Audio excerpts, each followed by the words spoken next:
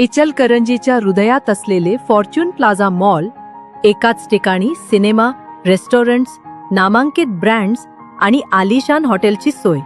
आणि जर तुम्ही स्वप्नातील घर किंवा व्यवसायासाठी योग्य जागा शोधत असाल तर Fortune sky city residential flats आणि कमर्शियल शॉप्ससह तुमच्यासाठी उत्तम पत्ता. उत्तम प्रकाश टॉकीज, चांदणी चौकाजवळ.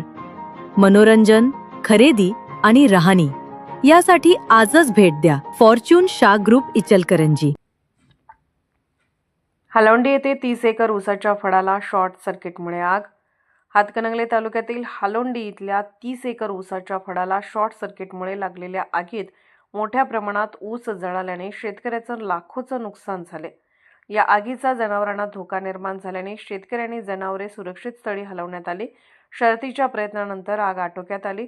हालोंडी गावाशेजारी नदीकडील भागात घुमाई बंधू व किरण पाटील यांची जवळपास 30 एकर आडसाल ऊसाची लावण असून या ऊसाच्या फळामधून उच्च दाबाची विद्युत तार गेली असून आज मंगळवारी दुपारी 3:30 वाजण्याच्या सुमारास वाऱ्यामुळे या तारा एकमेकांना स्पर्श होऊन शॉर्ट सर्किट झाल्याने ही आग लागली.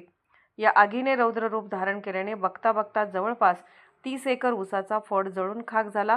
ही आग लागल्याचे समजताच गावातील नागरिक व स्थानिक शेतकरी बाबासो घुमाई, गुंडा पुनगोंडा पाटील, वर्धमान बेळंकी, उत्तम कांबळे, सुनील कांबळे, महावीर कांबळे, रुपेश सागर, अजित घुमाई, श्रीधर घुमाई, सुकुमार घुमाई, सचिन घुमाई, बच्चन धनवडे, कार्तिक ढोणे यांनी धाव घेऊन आगीवर पाण्याचा व ऊसाच्या वाड्याचा मारा करून आग आटोक्यात आणली.